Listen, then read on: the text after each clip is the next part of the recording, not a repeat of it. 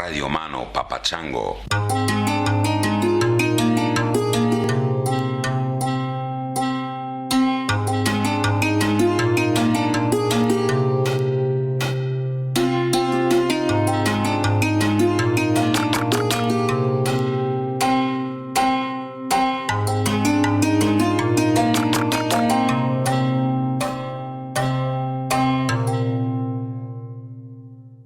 Christopher.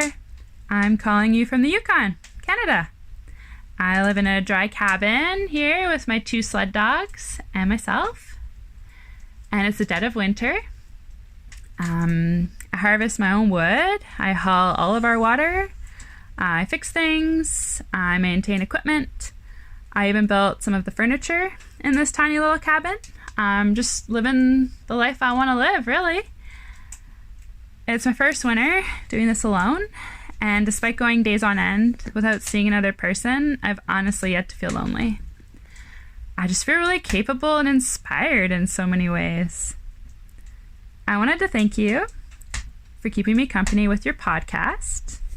It's just so genuine, and I feel like I'm hosting really interesting people here all of the time. Your conversation just put my mind onto these fascinating tangents, and I just find it really stimulating overall. I also wanted to thank you for inspiring me to start my own business. I've been wanting to do online sex work for a long time, and I finally decided to just go for it, despite the lack of internet connection out here. And that's in large part because you did it with your podcast, so why can't I? So it's been a bit of a challenge navigating that world without eating up all of my cellular data, but I've been persisting, and today I just made my first $1 and more, and I honestly had such a great time doing it, and it's been so fulfilling on so many levels, and I really just look forward to everything that lies ahead in this world and growing and expanding. Anyways, I just had to call you and tell you because you were such a big part of this. And I just wanted to say thanks, man. And take care. Bye. Well, thank you for that. Actually, this came in last winter. So this is her second winter up there with the dogs in the snow. Hope it's going well. Pretty strange, huh? Hearing my voice talking directly to you after a year. It's a strange experiment in mind fuckery here, this podcast. Anyway, welcome everybody to this episode of Tangentially Speaking. I don't know what episode is it, 500 and something now. We're up over 500. I'm coming to you from Phuket, Thailand. Not fuck it. It's spelled as if it would be fuck it, but it's pronounced Phuket. Interesting time to be in Thailand. You got to jump through a bunch of hoops to get here.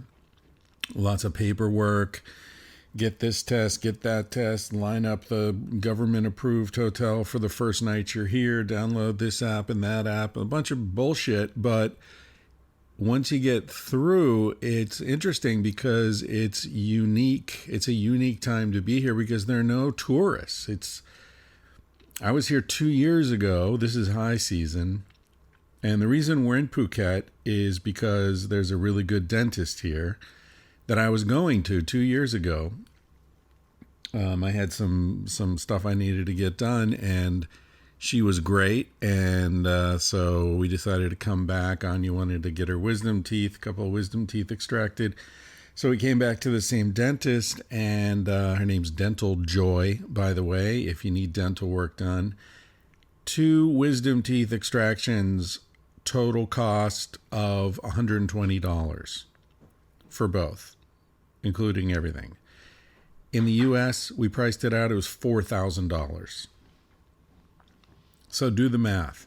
You fly to Thailand, you get a nice hotel, you eat out every night, you get your wisdom teeth out or whatever it is you have to have done, you have a little vacation, you fly home, and you've saved thousands of dollars. And believe me, this is every bit as good or better than whatever care you would get in the U.S. Super careful, professional, beautiful office, all the latest gizmos and gadgets. Yeah, the America, man, I love you, but what is up? What is up? Nothing works. The government doesn't work. The economy doesn't work. Everything is just about extracting the maximum amount of wealth and value from the citizens, from the people there. And it's just like a giant parasite. It's a strange thing to see. Anyway, we're in Thailand, and it's awesome and interesting. And there are frustrations here, just like there are frustrations anywhere. But to me, the main difference is a culture designed to increase the pleasure of the people who live in it or not? That's why I love Spain. Spain is all about increasing the pleasure of the people who live there. Anyway, I recorded this episode a few weeks ago in Guatemala. It's a guy named Blake Webb that I met totally by chance, actually. Long story involving someone that I met here in Phuket 2 years ago. Ran into her randomly in Guatemala, and she was hanging out with Blake, and so got to know Blake, and he's a really interesting guy. He's an actor, TV, film actor. I guess the most well-known thing he's been in is NCIS, Criminal Minds, pretty well-known TV show. He's been in a bunch of movies as well. He's an up-and-coming actor. Also, one of the many former Mormons I've had on this podcast. There seems to be some sort of cosmic resonance with the former Mormons. There's another episode coming up after this with my buddy Tim, who's been on before. He was episode, early episode. Anyway, it'll be his second appearance. He's a former Mormon. There's all these former Mormons. It's interesting.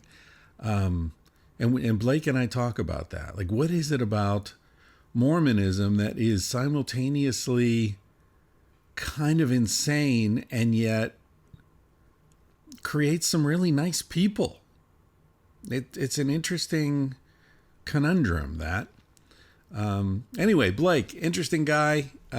You'll hear his story. He spent a lot of time in Mexico as a mission, so he speaks Spanish really well, and he's got a international sort of perspective on things. He takes acting very seriously.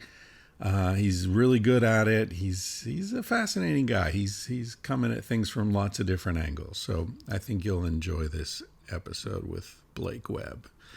What else? I'm going to play you out with a song somebody sent me. It's by Sturgill Simpson, who you may know. He's been on Rogan's podcast a few times. He did a crazy, beautiful, intense set on Saturday Night Live with his band. I think I played that music on the podcast before from the live performance on Saturday Night Live. He's interesting. He's kind of known as like a country western guy, but he sings about hallucinogens, and he's anti-war, and he's very political, and he's kind of coming at stuff from, like I said about Blake, from lots of different angles, which I find fascinating and admirable. He's obviously a very smart guy, and this album is sort of a departure from everything he's done before. The song is called Make Art Not Friends. The album is called Sound and Fury. And special thanks to Gregory Gravel, who sent me this song. I'd heard some of Sturgill Simpson's music before and saw him on Rogan and obviously Saturday Night Live. I knew who he was, but I hadn't heard this song or this album, which is a totally different, it's a departure from everything. It's awesome. So this is Make Art Not Friends, Sturgill Simpson, and then you'll hear the conversation with Blake Webb.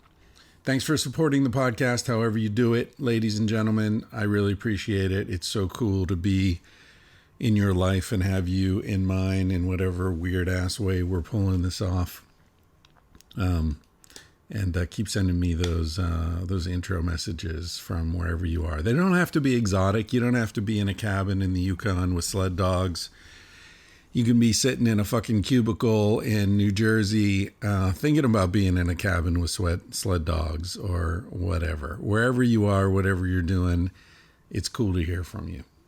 You can send those to me at intro@tangentiallyspeaking.com, or you can just use the contact form on my webpage. Always happy to hear from you in whatever capacity. All right. Thanks for listening, and I'll catch you next time. All right, ladies and gentlemen, I'm here with Mr. Blake Webb. Blake Webb. Blake Webb. What kind of fucking name is Blake Webb? I don't know, man. You're either like a wide receiver, it's an athlete name, or an actor name. It is. I don't think there's a middle ground. It's your real name, though. It is my real name. Because Blake Webb is an actor. Blake Webb is an actor. I is an actor. Are you going to talk about yourself in third person the whole time? I think I'm going to just do it the whole time, yeah. We could both do it. I'll be like, well, Chris thinks. Well, Blake disagrees. Yeah, that is my career. And my name was Blake from birth.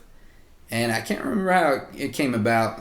There was an uncle somewhere named Blake or something like that. And my parents gave me that name. And then the last name Short. I like the last name Webb. Yeah. You know, I probably shouldn't say this, but I think I'm just like my dad's side of the family more than my mom's in some ways. Right. But if my mom's side of the family listens to a podcast, and they're in big specific trouble. ones I love. You know? If your family listens to this podcast, you got big problems. I feel pretty safe knowing that they none of them are going to listen to this. I don't think so. Because most of them, they're either in Utah or in Arizona, and they come from, a very religious background of Mormonism. So yeah, I feel pretty safe. Yeah, no, as we mentioned, so we're in Antigua, Guatemala, and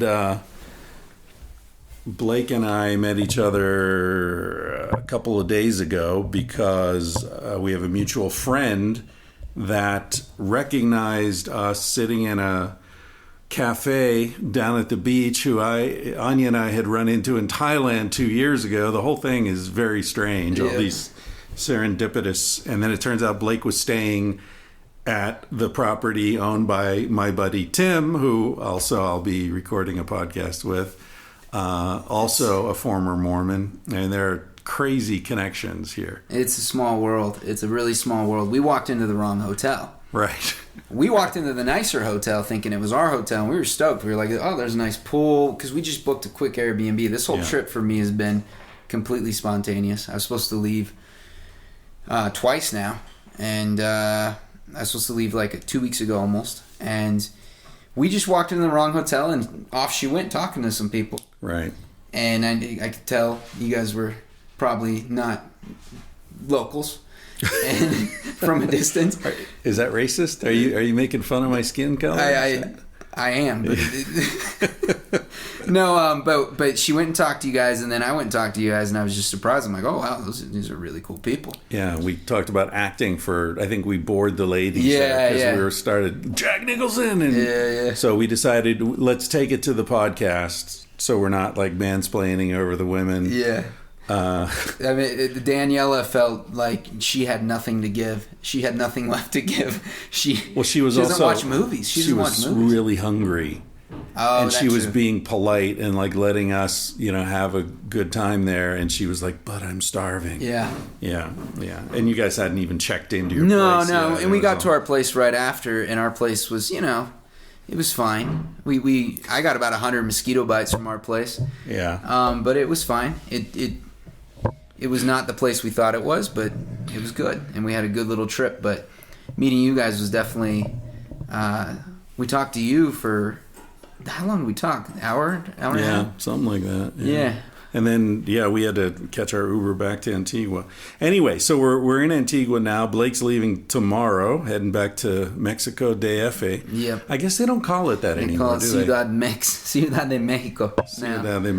Yeah. So they're translating from the English now. I think they did it for tourism, probably. Huh? Oh, really? I imagine. Yeah. It just seems like a touristic move. DF doesn't make sense to like Americans. Right. They don't like. Right. You say DF, they're like Mexico City. They always knew it was Mexico City, but if you live there, you know it's DF. But I mean, how is it different from Washington, D.C., right? It's true. Like, how many foreigners are like, I'm going to Washington, and wrong Washington. Yeah.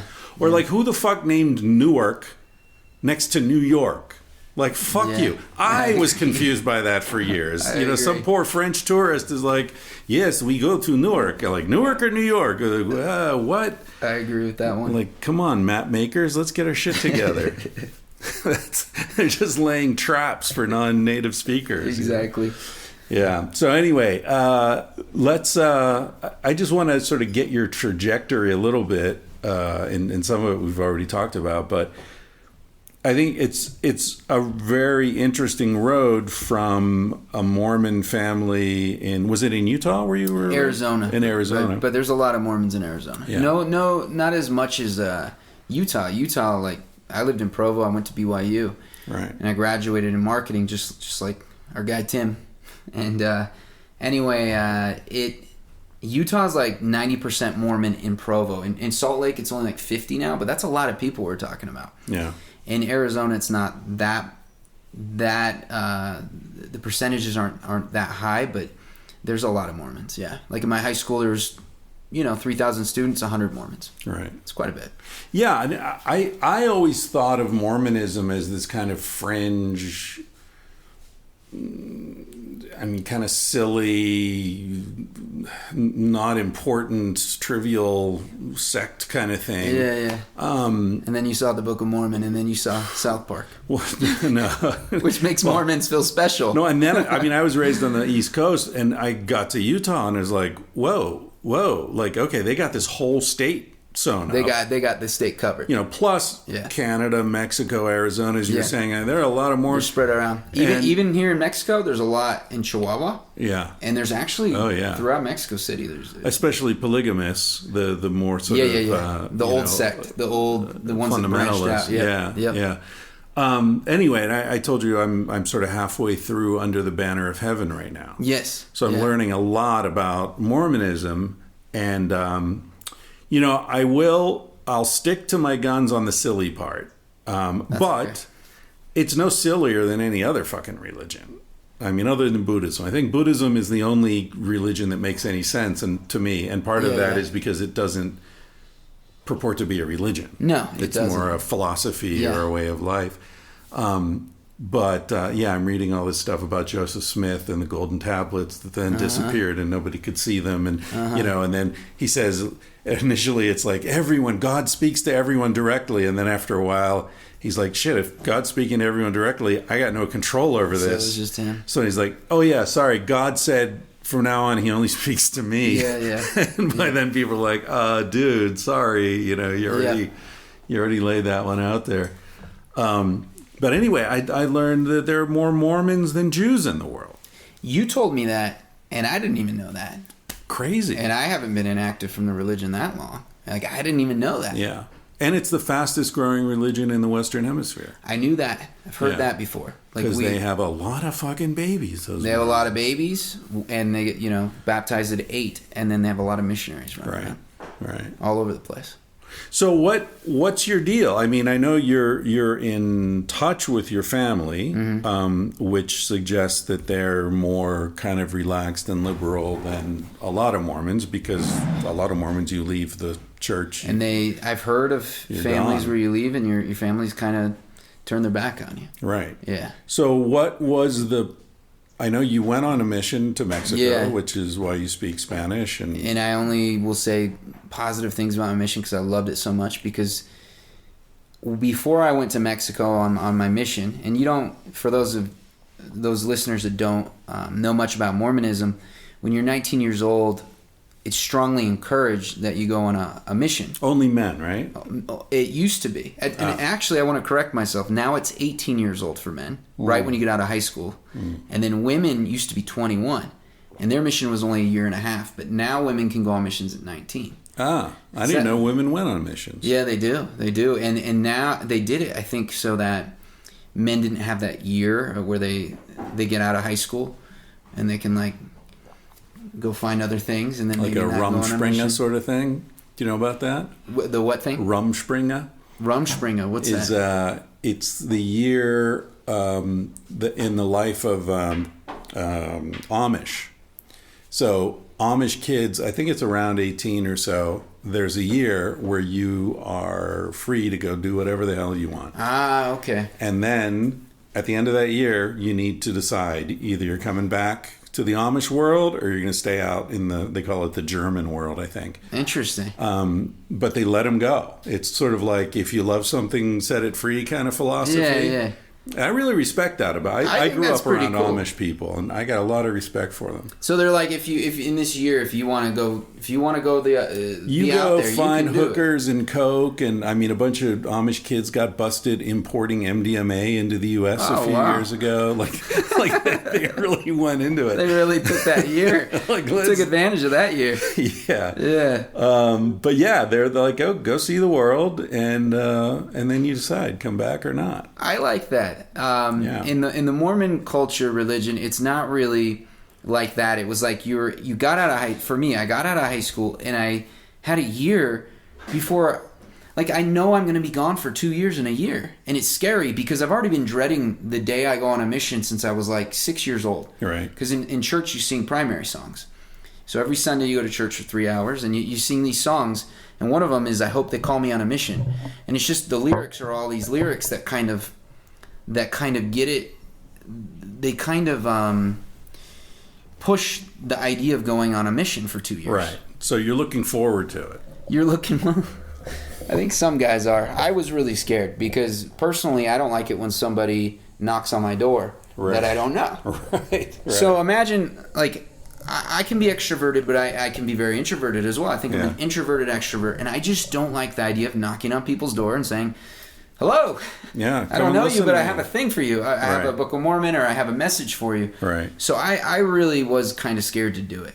But I had a year, and I went to BYU for a semester, and then it was just a weird year because you're like on hold. You're like I was scared to even date because you have to follow some pretty serious rules, and if you break them, for example, if you have sex before your mission, if you're lucky, you'll get delayed a year. If you're unlucky, you don't get to go. How do they know if you've had sex? You just have to confess Honesty, yeah. And you confess to a bishop. And I have a guilty conscience, and even though I'm not participating in the religion right now, I still have a very guilty conscience. Which, it's gotten better. I'm not like walking on glass anymore, but yeah, that's how they get you, right? I mean, they get inside your head when you're young. Catholics say the same thing, right? Like, both my parents, I'm sorry, people who are listening to this and you're hearing sort of bumping around, I'm sorry, I'm moving the recorder to try to get better sound quality. But yeah, like, you get inside someone's head as a kid, you shape the architecture of their consciousness. Sure. So as an adult, they can say, okay, I no longer believe this, I no longer want to go to church or participate or whatever, but it's almost like, it's like you can redecorate the house, but the house is built. It's going to be a 5-bedroom house for the rest of your life. And you can use that bedroom as an office if you want, but you're not going to knock down any walls. I like that analogy. Yeah. So, I mean, that guilt is how they get you. Catholics are constantly guilty. Yeah. My parents gave up Catholicism around the time I was born, and yet, right to the end of my dad's life, he was shaped by it for sure. Wow. Yeah. I can relate with that, and some of my friends weren't. I have a couple friends who went on their missions, and I knew them pretty well, and I'm pretty sure they lied to their bishop to go on that mission, and I don't blame them for doing it. Right. But I just had a different conscience. I held myself to a different standard because I really look up to my dad, and I still do. But I almost kind of was living my life for my dad for many years. Right. And I didn't know other people weren't doing that. Are you an only child? I'm the second of 4, and but I was always kind of, my dad viewed me as kind of the leader of the the golden child, kind of the I got good grades, I did what I was told, I got the Eagle Scout award, I just followed rules really well, but I was friends with everybody in high school. I was friends with, I didn't care what religion people were or what background they were. I just liked being friends with everybody, and I liked being in a diverse place because I guess in high school I kind of liked being different. Right. And being Mormon made me kind of different because I wasn't in Utah. You went to a public school. I went to a public school. Okay. And so there weren't a ton of Mormons, and the ones that were, they would hang out with just Mormons. And I was like, no, I'm going to hang out with everybody. Right. Because that's who I like to be. And so when I went on my mission, I went to BYU before, and BYU was a culture shock because everybody's Mormon, everybody's white. I suddenly looked like a lot of the dudes. I was like, hey, I went from being kind of unique in high school, knowing everybody, to this, to looking like I'm 14 in college, and having a year before I go on this mission that I don't know where I'm going. So that year was kind of odd, and then I got you don't get to pick where you go on your mission. You go through a series of interviews with a bishop and a guy named a stake president, and then they send your papers to Utah to some really big office. Yeah. And it's like the Peace Corps. Yeah. And these old, I just imagine a bunch of old men. I don't know if they wear suits, maybe robes, I don't know, but they're in a room. Special underwear, tell you that. Special underwear for sure. For sure. You can't get in that room without that. You got those adult diapers on. It's the ticket. But I imagine they have a projector. Yeah. And even, obviously they don't have a projector now. Maybe they have a giant TV, maybe multiple giant TVs. But I think they look at your stats. I think they look at your stats kind of like a draft. Right. And I love the NBA. I love sports. And I think it's just kind of like that. You have like a scorecard. Did he graduate from seminary, which is like classes you take in high school for the Mormon church? Did he do well in seminary? What were his high school grades? Because they do look at that stuff. And so my dad would always say, well, it's all inspiration. I even at 18, 19, I didn't believe that. I thought, no, they're looking at some stats. So are they deciding like where you get to go or where you go? Everybody, because they've already decided you get to go based on your worthiness, based on you're not having premarital sex, right. you're practicing abstinence, and if you haven't, you repent of it. What about masturbation? You're not supposed to masturbate, but usually masturbation, because let's be honest, everybody probably did it. Except me, I never did it. No, me either. Still. I've made it to 59 and a half, going on 60. I'm not going to give up now. No frap. That's Is that great, what you call man. it? No frap, no flap, no something. There's got to be like a really small club of you. If this were true, just this really small club of people that can say at age 60 they never just like tried to touch it, just felt it grow, and then just Yeah. No, I actually, I don't know if I've told this story before, but I didn't figure out how to masturbate until I was 15. And within a month or so of figuring it out, I was getting laid. I had a girlfriend. Oh, okay. So I didn't have a long masturbatory phase in life. That's not a bad thing at all. Well, it was a bad thing. I'm not proud of it. I was too fucking stupid to figure out how to do it. So you figured out how to hold a pencil out. Yeah, I figured out how to make a cat come when I was 8. I couldn't make myself come until I was 50. Because what happened was, I was having wet dreams. Yeah. Do you ever have a wet dream? In the missionary training center, when you're in a place for 2 months, I don't want to go like. I like missionary training center. Missionary training, That's got a good NTC, ring to it. NTC, Provo, Utah, and you're in there for 2 months to learn Spanish and the Bible. Which, let me tell you, the Bible's really big, and then there's another book called the Book of Mormon that's really big. You can't learn that stuff in 2 months, and then on top of that, Spanish. Yeah. No way. But in there. There's a culture. It's weird. You sleep in bunk beds. It's like military kind of, and you just learn all day. It's actually really not that fun. But in there, you're just deprived of women in general. And we had a teacher that was kind of hot. Like on the hot scale, I hope this doesn't offend some viewers, but I'm just gonna say there's 1 to 10. On the hot scale, I give her like a solid 7. And when you're in the MTC and you haven't seen a woman, anyone, you're just seeing, there are girl missionaries there, but not very many, and they're very modestly covered. But our teacher was like pretty hot, and we were just all like, we were just like losing it because we were 19 years old. Your hormones, like you're still getting tons of. I'd love to know what her experience was. She was just absorbing that energy, and I think she kind of liked it. Of course, and how could she not? Yeah, how could she not? Because outside of that world, she was still pretty. But in that world, she was like a goddess. Yeah. Yeah. I still remember her. It's like the female prison warden or something. It's like... Yeah, exactly. Yeah. And so, in there, there was one night I had, we called them blessings, bendiciones. Uh-huh. I had 3 in one night one time. 3 blessings. Yeah, I woke up and I just don't like the feeling, so I changed. I got blessing all over my sheets. So I changed to other, garments. That's why you wear the magic underwear, to catch the blessings. There's actually technology in there that blessing guard technology. They don't want you masturbating. BGT. Oh, really? There's anti-masturbation devices? That would be pretty amazing because then you're having cool dreams. But no, one night I just 3 changed my lower half, another one, changed again, another, like 3. It was like pretty spectacular. And I woke up the next day and I told my friends in there, and they're like, "Yeah, we know, we heard it." 3 bendiciones, 3. I didn't know a ton of Spanish yet, but I knew 3 bendiciones. Right. Yeah. That's funny. Yeah, in my experience, there's no coming like a wet dream. I mean, Jesus. Because you're in a dream.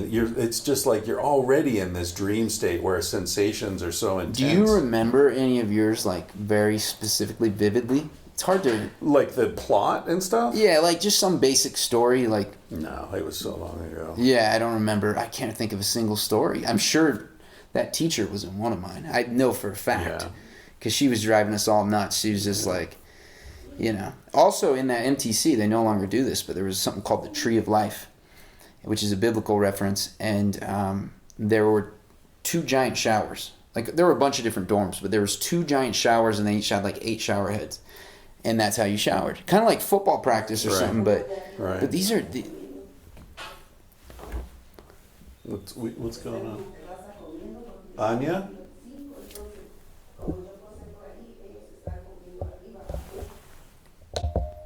All right, so we were in the middle of our masturbation stories, and I realized that the cleaning lady was in the bathroom.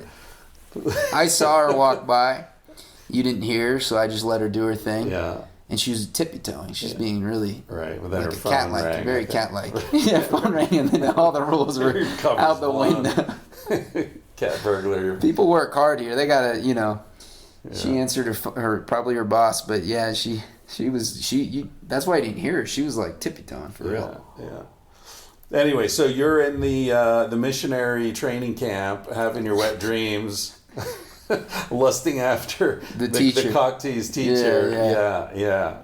So what I sort of going toward is like, what's the transition? Being a Mormon and then deciding you're not a Mormon must be a lot like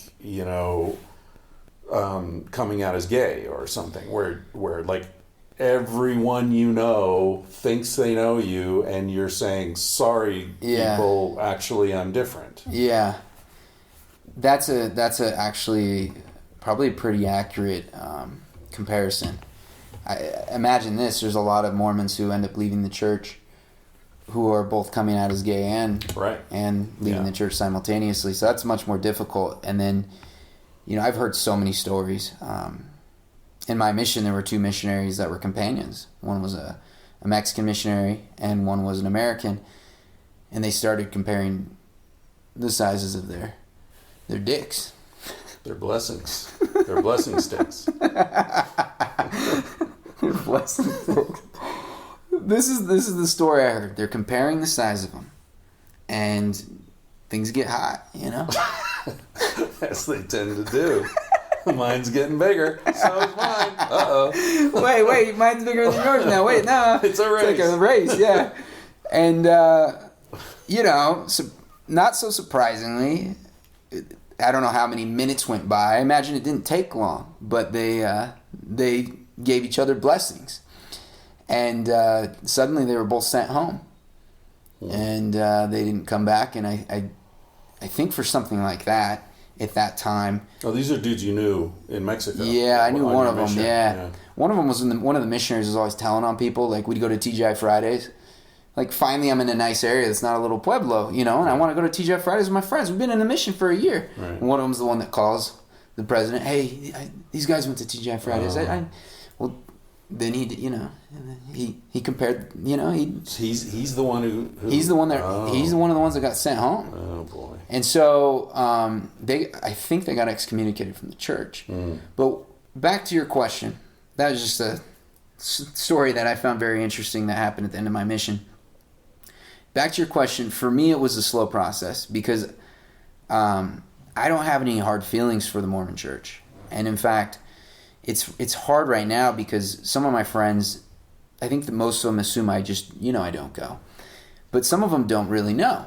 And we just don't talk a lot. Right. But so it's not like a big deal when you leave. It's not like an announcement goes out. Blake is no longer an elder. Or... Some people do that.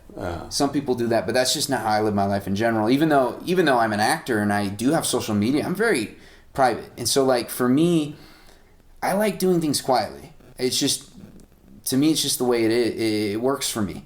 And I have friends who complain that they're like, man, I wasted 2 years of my life in Brazil on a mission, or I wasted 2 years. I love Mexico, and I loved those 2 years, even though I was teaching something I don't believe anymore. And I don't know if I believed it fully then.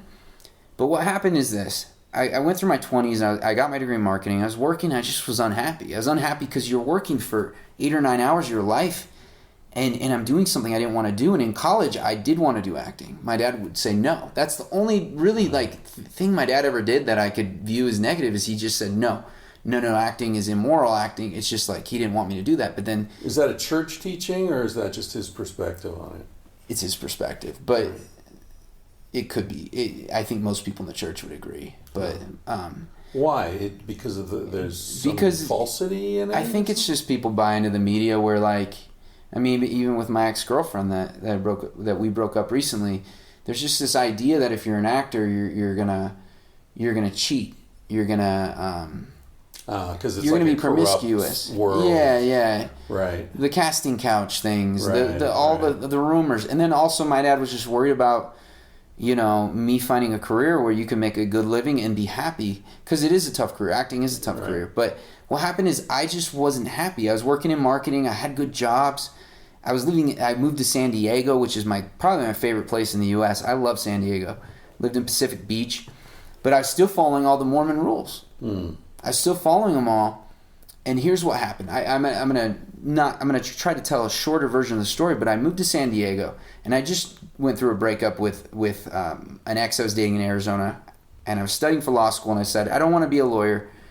And so I just wanted to start over. So I found a good web design job in San Diego. So I moved to San Diego. I don't know anybody. And I'm thinking, do I want to keep going to church? Because now I don't know anybody. Nobody knows me. Right. So I don't have to find the church in San Diego. I don't need to go. Do I want to? And so I just gotten there and I was driving around, and I do a lot of things spontaneously. I hadn't even really found a place till the day before. I found a place on Craigslist. I mean, that's just how I live my life sometimes. But I was driving around and I see a Mormon church and I go, okay, I guess I'll go there. And at that point, I didn't know how to find a community without the Mormon church, because that's how you find singles your age. You only date Mormons if you're Mormon. Right. Because you can only marry a Mormon in the Mormon temple. And so that's what I did. I found the Mormon church and I went there, and there wasn't a huge dating pool. And so all the girls kind of liked me there. And so I had a lot of fun there. I was just, I'll keep going to church here. This is fun. Can you have premarital sex after your mission? No, you never can. Never. Some people do, but then they go to the bishop, and the bishop says, hey, and there's something called, it's just like communion. It's called the sacrament. So when you take bread and water instead of wine, right. But it's the same concept. And what the bishop will say is, if you masturbate, he might say, hey, just don't take the sacrament for a week. Some bishops are super strict, and they'll be like, dude, don't take the sacrament for 4 months. And then you got all these people watching you, and the tray goes by you, and you grab the tray, and you don't take the bread. You just hand it off. Right. Imagine being a kid, and you're 15 yeyears old, right. And your parents are sitting next to you, and you just pass that tray it's it's fucking Your hands are shaking. So that's... Is that the only reason you wouldn't be allowed to take the sacrament? Does everyone know that's why? Everyone knows. Everyone knows. All right. And my dad doesn't. He just overshares too much. And he went every first Sunday of Mormon church is testimony meeting where anybody can go up to the pulpit and talk. I wonder when they changed that, because people, some people say some weird stuff. So my dad, he went up there to where we used to live. He went to where we used to live in Tempe, Arizona. We lived in a different part. I was probably 14, and he went to the pulpit, and he goes, "I'm so proud of my son Blake. He hasn't been taking the sacrament for a few weeks, and I'm just so proud of him for owning up to his sins," or something. So then all my old friends, they know that, hey, Blake's sinning. Right. Blake's doing something. What's he doing? And they're thinking, they're not paying attention to church anymore. They're just sitting there in sacrament saying, in that meeting, that hour-long meeting, they're just thinking, what is Blake doing? It's got to be masturbation. Right. That's like the bare minimum. That's the one that's the lowest grade sin that will keep you from taking it, or drinking, smoking, or any other thing. It's interesting culture.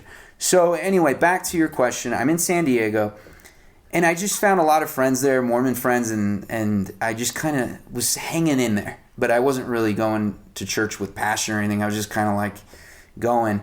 And then I got a girlfriend in Utah who was really attractive, very sexual. And I would go visit her, and we were dating long distance.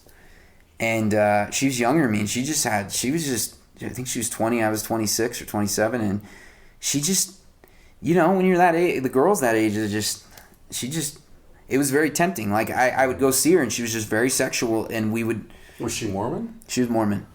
But she, she'd already explored everything. Right. But she was so, if you talk to her, she loved to talk about how into the church she was. Right. But she was very, very sexual. So when I would go visit her, it was so hard to not want to fool around. And we would, but I'd stop at sex. I would not have sex with her. And so I don't know, like, I just started thinking, why am I still doing this? Yeah. Because I felt like I was robbing myself of some experiences. It's just like, I was getting older. I was like, why am I playing? I'm playing this game still, but I don't have the passion for it. It's like someone being vegetarian but not having passion for being vegetarian.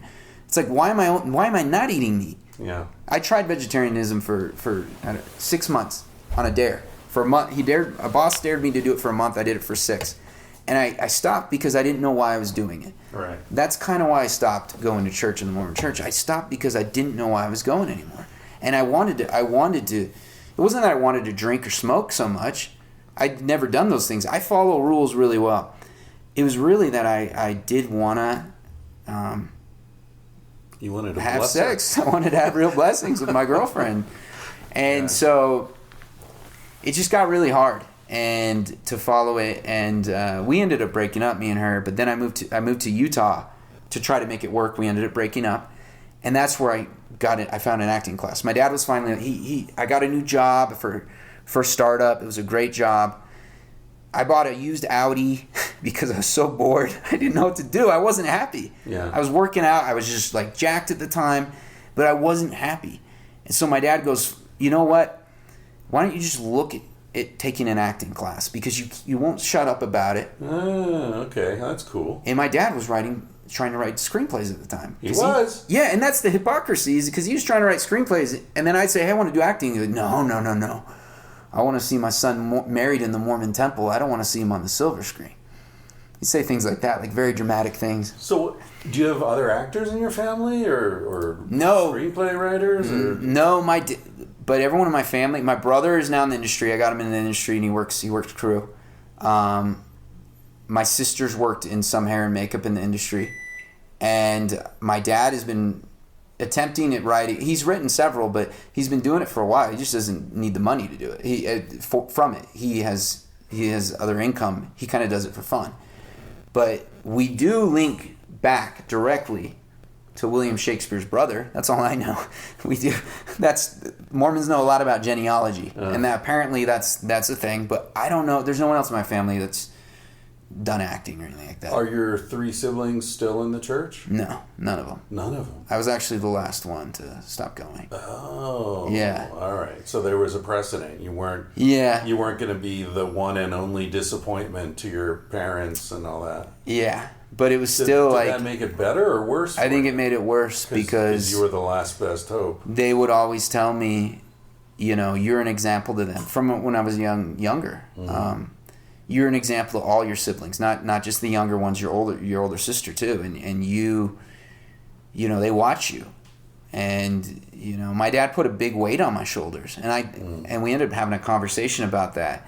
But first, I want to say I went to this acting class, and I just felt at home. I felt a new community that was outside the Mormon church. Because what church is for a lot of people, and some people don't recognize this, what church is, it can be community more than you actually believe in the religion. And you just find a community, and that's okay. For some people, that is a great reason to go to church. Right.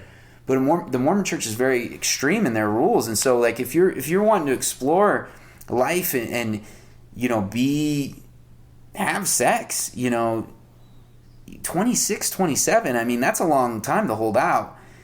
And I just wanted to, I just couldn't, I didn't have the passion for it anymore. I go to church and I didn't feel it. Yeah. So I found this acting class, and I thought, and my teacher just said, he said, you're good at this. He said, you have a good vehicle for this. You know, instrument. Your face, the face, body, voice, yeah. the whole thing. Right. And he said, and you're good at this. And he said, you should stick with this. And so I just found this community of oddballs, just people, misfits. We just found ourselves in some acting class in Utah. Yeah. And I finally felt like a community that wasn't the Mormon church. Right. Or wasn't a sports team. But you have that architecture. You have that feeling from childhood of wanting to be part of a community, needing people around you speaking the same language with shared beliefs and all that. Yeah. Yeah. You know, we mentioned earlier, like, we have quite a few former Mormons in our lives as close friends, really. Yeah. Like, you know, among the 20 people I'm closest to, there are probably 4 or 5 ex-Mormons. Wow, that's crazy. Yeah, that's 20%. It's a lot. Yeah, but I think it in a way it's weird because I'm so far, like, I'm the opposite of a Mormon in so many ways. You know, I was sort of always like bohemian and didn't give a shit and never belonged to a group, and, you know, the opposite of that in many ways. But what I find with people who are raised as Mormons is, at least the ones I know, is there's a very profound sense of decency. There's a honesty. There's a sincerity. There's like a kindness. There are some really good values, I think. Now, maybe those are just the people I know. No, you know, I've a lot of people I know that don't. That they have a few Mormon friends. People in LA, they've said the same thing. My mentor, Aaron Spicer, has said the same thing. He's my acting coach in LA, and he's Will Smith's coach and Jennifer Lopez's coach, and he's been all around the world and coached so many students. And you got to imagine that life of an acting coach.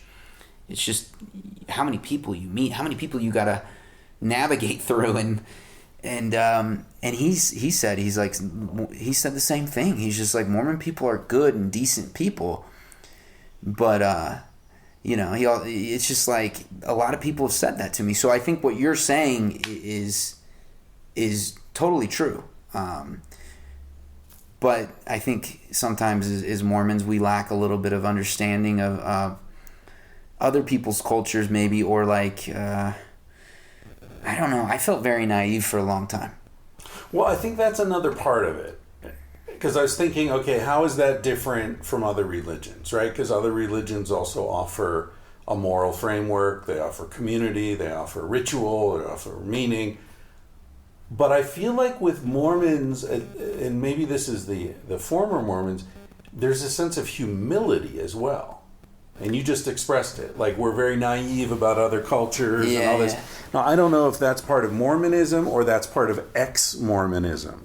But I feel like there's this sort of acknowledgement of, like, there's like an innocence or something. Yeah. That's really endearing, you know? Is that a Mormon thing, do you think? Or is that just something about coming out of one world into a different world? I think it's a Mormon thing because the majority of Mormons stay in Utah. At least the American Mormons, they stay in Utah, and it's their Zion. It's called Zion. It's their gathering place. It's their Mecca, and when they leave, there's culture shock. Like, there's not that many Mormons that live in LA. There are, And I imagine it's probably really hard to be an active Mormon in LA. Right. Because you're in the devil's realm. Yeah. But I mean, you don't meet like Israelis traveling on the road who have grown up in Israel and it's their first time outside of Israel, and you're struck by their sort of innocence, humility. Innocence, that's not the way they come across. So I think it is more of a Mormon thing than just a transitional phase. Yeah, let me tell you something. I just had an experience when I went and hiked. So here in Guatemala, there's I think it's called Acatenango. It's a volcano. And I hiked it. It's like 4,000 meters. And I hiked it through this tour group. And a really good person. Her name's Farah. She runs this tour group here. Yeah, what's it called? Let's give her a shout out. It's called CA Travel. CA Travel. I met her last night. She's awesome. She's a lovely person. She's like, speaks really good English, and she just really cares about her community. She really just wants to give jobs to the common people here, to the regular people here, right. Just your everyday people here. And she's such a good person. And so I did this tour because a friend told me about it, and I got to the base where you start the hike, and the group that just got done had just gotten finished. They were down there taking their picture. They just got done with the hike, and it's a pretty hard hike. It's an overnight. Yeah, an overnight hike, and you get to see a volcano erupt. It's just amazing. But Farah, she just looks out for me. We bonded, and she just looks out for me, and she goes, Blake, there's another Mormon guy. I mean, he's an active Mormon. She goes, another Mormon guy in the group before. I want to introduce you to him. I was like, okay. And so he gets on this hike, and he's wearing, he was the Mormon guy. He's at BYU. He's probably 22, 23, just smiling. He got done with this hike. It's like a hard-ass hike. And he's just like, hey, how you doing? Farah said you're Mormon. Hi. And he's like, and I'm like, so you go to BYU? You went to BYU? And he goes, I go to BYU right now. Yeah. And I'm like, that's great, man. Yeah. How was the hike? Oh, it was awesome. Everything's awesome, Like, everything's the best, man. And he's just like, it's like he drank like 5 cups of coffee, but he can't even drink coffee. He's Mormon. And so I had just been talking to a Canadian guy and his wife. Yeah. And they were standing next to me. And I was telling him a little bit about my background. And I talked to the guy, and we had like a 1-minute exchange, and he was off. He's just sprinting to the next station, like he's just happy to be alive, this kid. And this couple, I looked at them and I said, that's a Mormon. That's a human puppy, right? Yeah. I go, that is what that is the stereotypical Mormon guy. Yeah. And I have an interesting story. Before I moved to LA, right when I got into acting, I got contacted by like a big reality show casting director, and in LA, and he was casting a VH1 dating show. And so I think he went on Facebook and just started looking for like handsome Mormon guys. And I think he wanted to find a virgin, handsome Mormon guy to stir the pot. And this is around the time Romney was running. Right. And this is around the time Book of Mormon had just started. Right. So Mormons were the talk of town for a bit. Yeah.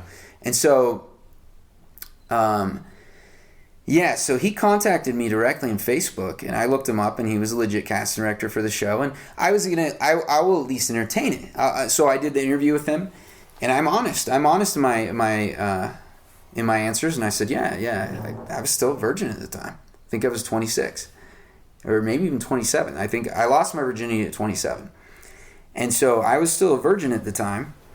And I said, yeah. And even though I was embarrassed, I was totally embarrassed, but I said, yeah, I'm a virgin. And I think they loved that answer, because they then contacted me again. They had to talk. Then they wanted to talk to one of your friends about you. Mm. So I gave them a girl who had a huge crush on me from San Diego. Just 'cause I knew she'd say really good things. And then and then they called me and they said, hey, we want you on the show. We're gonna invite 15 guys, and we'll eliminate 5, and then it'll be 10 who are actually on the show. I said, okay. And I said, tell me about it. And they said, well, it's like a matchmaking type show, and da-da-da-da-da. And I said, okay. And I said, well, I was super naive, man. And I was just like, I'm trying to be an actor, and this isn't like my thing. Like, I don't like reality. Like, I don't like reality TV. Mm-hmm. I personally do not like it, like, at all. Still, my ex-girlfriend loved The Bachelor. Mm. She actually might listen to this podcast. She would be a good listener for this one. But she loved The Bachelor. And to me, that was always like, it wasn't like a red flag, but it was a flag. It was a thing. I don't like reality TV. And so he was really trying to get me to do this show. Ultimately I talked to my dad and some friends, and I just said no. And I go, it didn't even pay that much. Yeah. So I said no, and I don't want to do that, and I'm going to move to LA my way. And so a few days go by, and they call me, and they say, hey, hi, we're just calling from this casting office, and we wanted to say, like, we just want to do a survey. We just want to know why you didn't want to do the show. That's the survey.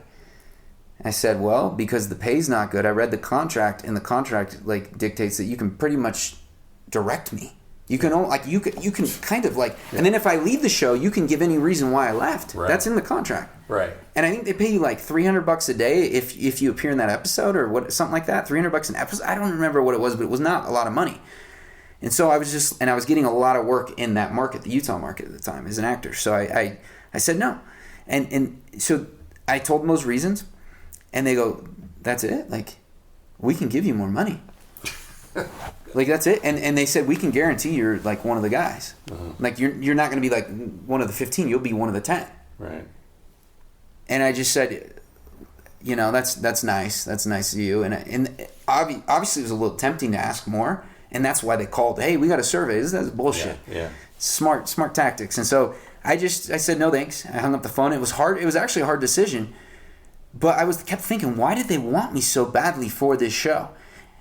And I talked to some of my friends, and they go, it's because you're a Mormon guy, you're a handsome guy, and you're what, like, naive, humble, like the things you just talked about. That guy at the bottom of the mountain, it's kind of like him in some ways, and I was a virgin. Yeah. And I think that was like the key word. I think if I were a Mormon guy but not a virgin, a Mormon guy not living it, they wouldn't have wanted it. Right. But I was about on my way out at this point. I was like, right. And so. It really struck me how badly they wanted me on the show.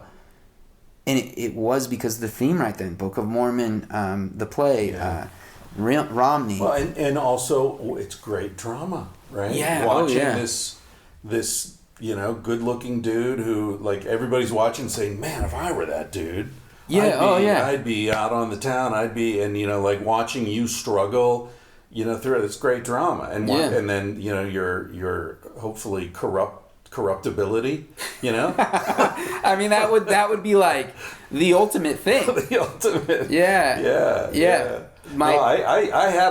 I've several times I've been on situations on TV where they gave me a contract or a release form. Yeah. And it's a reality TV release form. And you read that and it's like, we have the right to, you can't sue us for damage to character, for misrepresenting you, for we can do whatever the fuck we want. And it's scary, man. There's no way I'm signing this. You're nuts. And the money in reality TV, I don't think the money's ever a lot. So no. In Utah, there's not a lot of like famous people. I know they have Real Housewives of Utah now or Salt Lake because my ex-girlfriend watched it. Here's the funny thing: my her ex-husband. I met her a few months after she got divorced. Her ex-husband was a reality star on The Real World. And when you're a reality star and you go back to Utah after the show, you're like one of the most famous people in the state, man. Like, I could name off a few. I'm not going to name them off, but I can name off a few that, off the top of my head, that it's just like, he was famous, she was famous. And, like you become famous in Utah. And a lot of people want that. What do you think about fame now that you've got some of it? What's your take on? So we haven't even talked about your acting career. We should just throw it out there. You've been on a bunch of shows. I've been on some shows. NCIS was NCIS, Criminal Minds. NCIS. I got to go to I got to do a scene in Mark Carmen's fictional house. And I guess he just left the show a few days ago. I just saw that. Yeah. Super cool guy.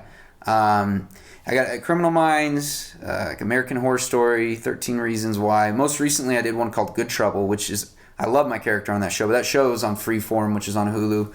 It's not, a lot of people don't know about that show. And some other shows, I've been fortunate because it's such a hard industry, and I got into it late. And I have a lot of people that were like, dude, you're moving to LA at practically 30. Right. Like, And you said you've been doing work in Utah. Is that like commercials or? I've done some commercials in Utah, and I did a lot of low budget features, man. A lot of Mormon porn. Strictly Mormon porn. Yeah. I was actually trying to get in the temple video where you get to play. There's 3 characters: it's Adam, Eve, and Satan. I would only fit Satan. Adam looks too like. I think his head is just too. Like I picture Adam. I picture just too, like 5'11", 6 foot. Just a standard good looking guy. Nazi looking dude. Nazi looking dude. There you go. But no. I didn't do any. I actually don't think I did any Mormon stuff. But I did a lot of little indie films. A lot. I did a little indie film in Seattle called The Virgins, where I was playing a Christian dude that was getting married, and he was a virgin, and on the night of his wedding, his brother plays a prank and to prevent them from having sex. And I was like, dude, this is close to home. Typecast. Yeah. But right. So anyway, back. Yeah. So you've been on TV a bunch. You've done the acting, and I want to circle back to that experience of acting. But I wanted to touch on fame, because you're talking about how in Utah there isn't a lot of fame, and so if you have a little of it, it goes a long way. A big deal. Yeah. But where does it go? What's? I mean, I think about this a lot, because I feel like I have the perfect amount of fame right now. Yeah. Like I get recognized occasionally, but only by people who like me. That's pretty. I don't get hassled. Pretty good deal. Don't have any stalkers. If I do, they're really incompetent because I've never noticed them. It's like it's like salt on your food. Like a little bit makes it really nice, but more than that, you're trading something. You're trading that fame is you're receiving money, but it's like you're trading your anonymity for fame. Well, and if you're a reality TV guy, you're not even getting money. You're not getting much money. You're just like, oh, I was on TV. Like, okay, and your shelf life is shit. Yeah. Like you can go. They do like real world challenge thing. They do like challenges, and so sometimes that casting director will call up the old people and be like, hey, we want you all back. We're doing a new reality show. And we want like a mix, but. How much are they going to pay you? $10,000 total? You can't live off of that. Yeah. I guess that fame, you could use it to I know one guy in Utah started like a water company or like a bottled water company. I don't know how it did, but the other couple struggle to make money. The three I know of, I don't think the fame goes anywhere. It's like high school. You're popular for exactly. I don't know, 6 years, 7 years. I don't know. Who gives a shit? Who gives a shit? Yeah. For me, I'm in a cool spot right now too, because look, you probably for sure get recognized more than me, because I've done guest spots still. I've done guest spots, and look, in Mexico, people ask me what I do, because I just talk to everybody. And I have to say actor. I used to be able to say, I do graphic design and acting. Now it's just been acting for a few years. Right. So they say what? And I just say Criminal Minds, and I'm good. Right. Mentes Criminales? Right. Oh, no way. Mentes Criminales? Come on, I'm like, yeah. I killed several people. Well, also, you look like an actor. So that's cool, right? Yeah, it is cool, because at least it matches. Oh, you're not really an actor. Yeah. Because sometimes someone says they're an actor and they don't. Yeah. Because I've been my whole life. I was told people listening are like looking you up online. Yeah. So like, all right, does he look like an actor? Does he really? Yeah. You look like, who did we say the other night? You look like. I've gotten you said Matt Damon. And you also sound like Matt Damon. I've gotten that too. Yeah. I mean, you really sound like Matt Damon. Yeah. Well, that's I got that since high school, and I always took it as a compliment. 'Cause Matt Damon's he's a cool guy. He's great. He's a great guy. Do you know his story, his backstory? It's a little bit, yeah. Do you know Howard Zinn? You know about that? No. Tell me about Howard Zinn. So I guess, and correct me if I'm wrong. You probably paid more attention to it than I have. But I remember hearing Matt Damon lived in a neighborhood outside of Boston somewhere. I think his dad either died or his parents were divorced, but his dad wasn't around.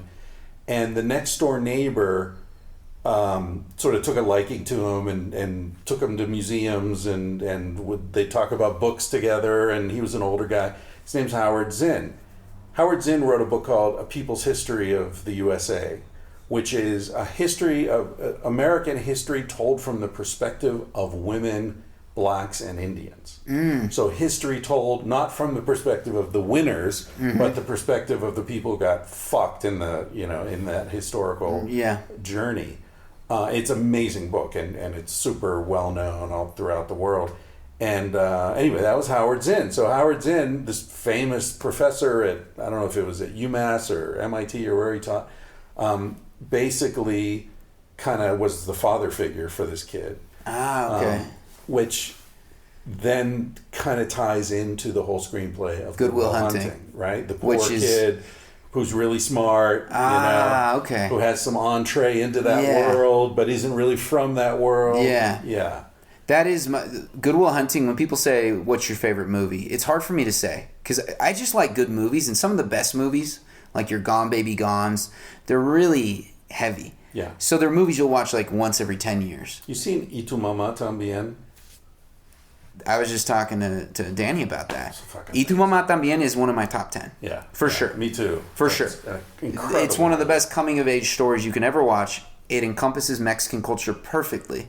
And clasismo too, like the class system. Yeah. And it is just an excellent, excellent film about like two young kids just exploring their entering early adulthood, but exploring their sexuality. Yeah. And then it's just that movie in Good Will Hunting. They're just 10s. They're 10 out of 10. Yeah. They're just really good movies. Yeah. But yeah, Matt, that story of Good Will Hunting, how they got that made, is just unreal. And you have a lot of young actors that are like, dude, I gotta have my Good Will Hunting.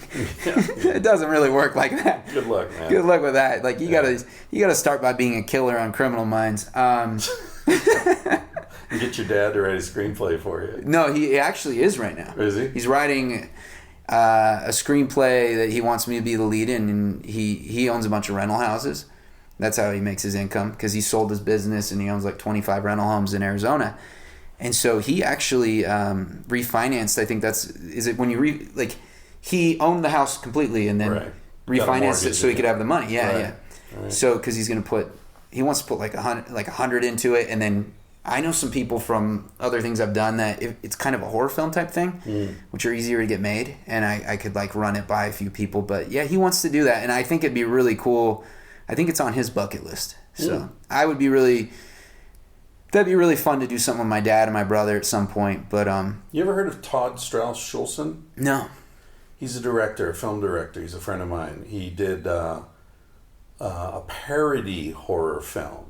Oh. Are you talking like by parody horror film? Do you mean like the types that your buddy was in?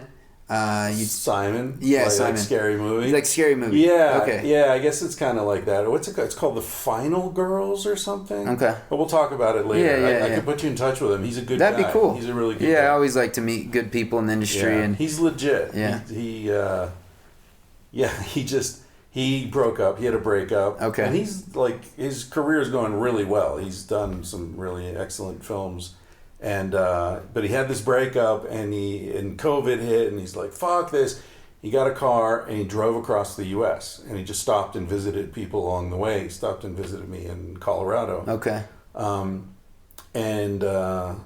he just wanted to see America and get out of L.A. and get out of the L.A. mindset. And it was a really good thing for him. And now he did these vlogs where he would like interview people on the way, kind of like a short little video podcast in a way. Okay. But because he's a filmmaker, it's really interesting visually as well. Yeah. And he documented his trip across the country, and it was like, fuck, dude, you should do this for a living. Like, this is amazing. Yeah. It's almost like a new art form, People want to see that. Like in the U.S., I know I don't know if I said it earlier, I feel like I didn't grow up with a lot of culture. And when I went to Mexico, I just felt bombarded with, like, in a good way, with culture. Like, the music, the people, the food, just the colors. Like, Mexican culture is so rich. Yeah. And it's public.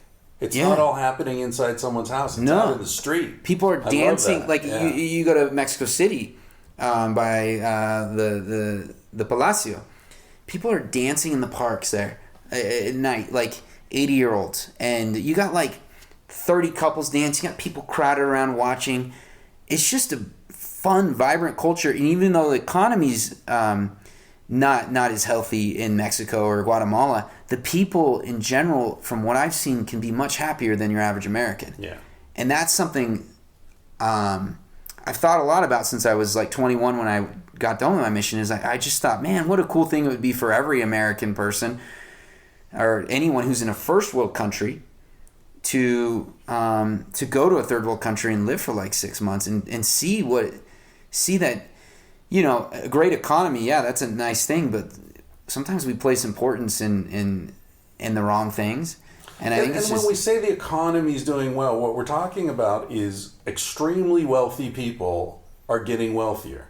We're not talking about the average family. We're not talking about the infrastructure or basic, you know, quality of life. That's what pisses me off all the time. You know, we talk about, and also the way they measure shit is all fucked up. Like they say, oh, unemployment in Spain is 20%, but in America it's only 5%. Our economy is much better. In America, they don't measure the people who aren't looking for work. Right. In Spain, they do. So to compare 20 to 5 makes no sense. I see. Because in Spain, there's like people who aren't even looking for work count as unemployed. In America, they don't.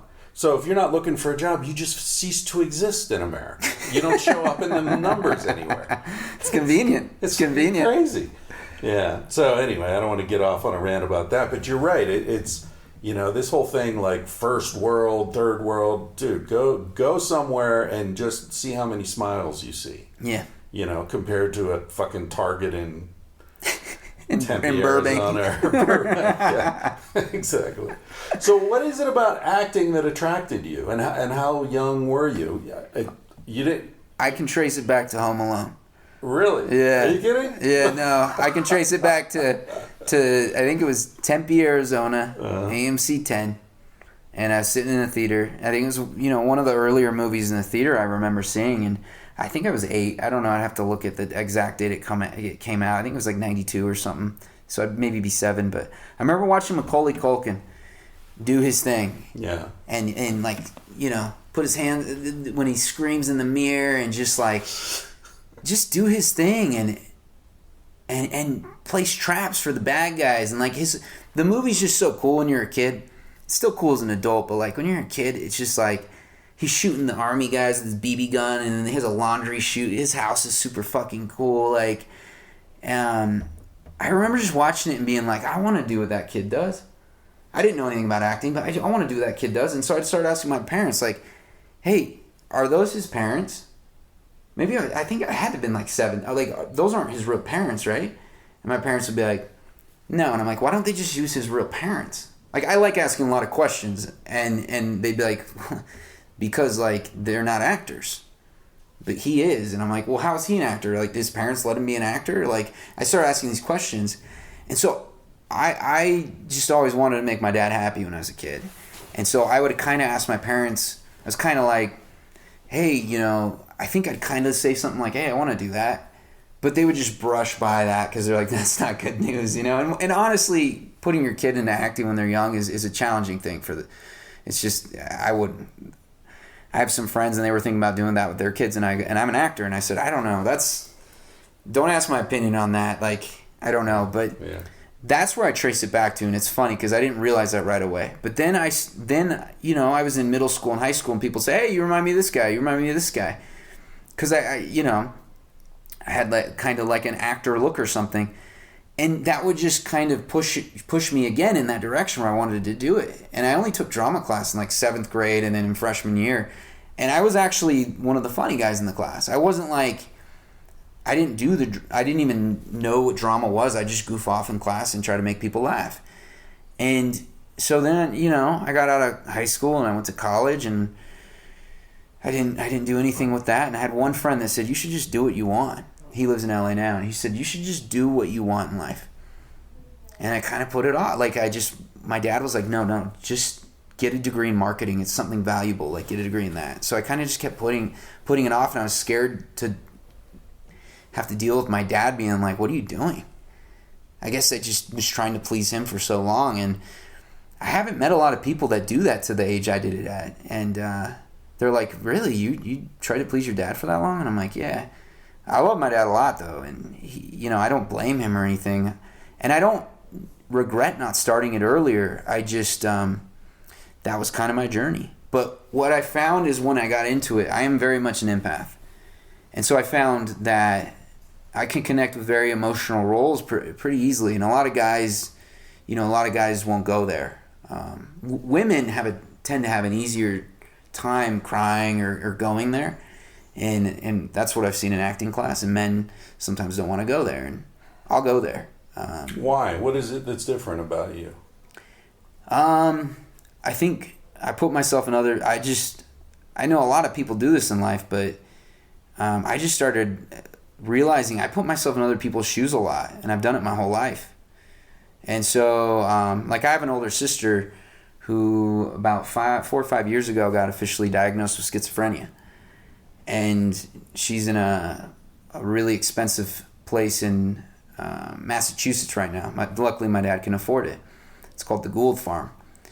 And, they give them a purpose. They grow plants, and they tend to animals, and they sell some of this stuff. But it costs, it's a lot of money to put them there. But she's there because my parents have the means to do it.